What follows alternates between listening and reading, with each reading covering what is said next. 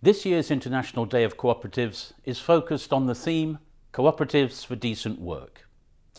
Decent work sums up the aspirations of people to live their working lives in conditions of freedom, equality, security and dignity.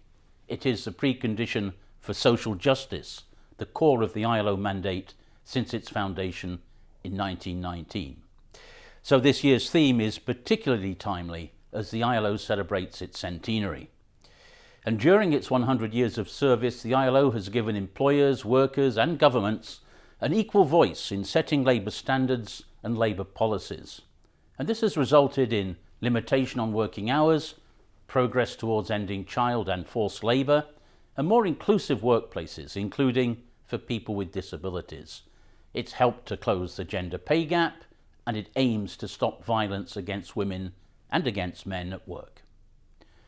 And today the ILO is striving to lead the way not only to shape but also to achieve the future of work that we all want. Now, over that century, cooperatives have been an important partner of the ILO in achieving a decent, human-centred work agenda for a fair, secure and inclusive future of work. The first ILO Director-General, Albert Thomas, was from the cooperative movement himself. Recognising the importance of cooperatives, he established a cooperative service in the ILO already in 1920.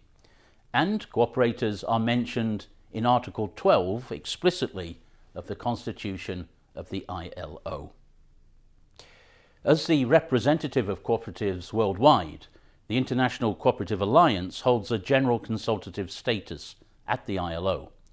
And cooperatives offer a resilient, democratic and sustainable model of doing business, and this in all sectors of the economy. The ILO's recommendation number 193 on the promotion of cooperatives, adopted in 2002, also provides a very solid basis for national policies on cooperatives. And more recently, cooperatives were recognised as an important tool in the pathway towards the formalisation of the informal economy. This in the ILO transition from the informal to the formal economy recommendation, that's number 204, which we adopted in 2015.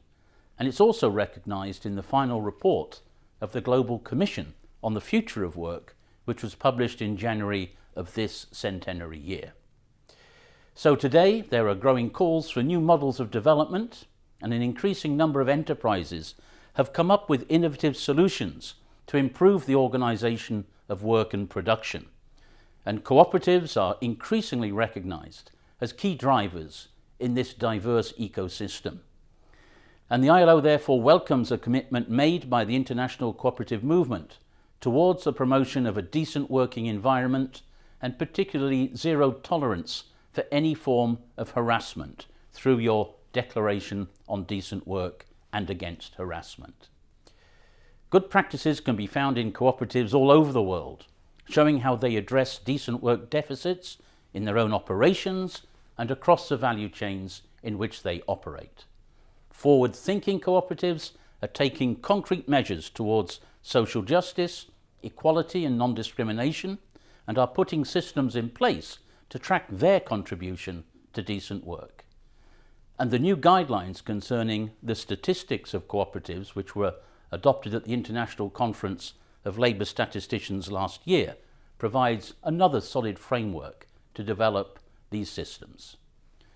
So as we embark upon the second century of the ILO, it's clear that our mandate to promote social justice and decent work has never been more relevant, and that it continues to endure. In these times of unprecedented change and exceptional challenges in the world of work, we look forward to continued partnership with the cooperative movement to achieve a stable, just future of work for everybody. I wish you good luck.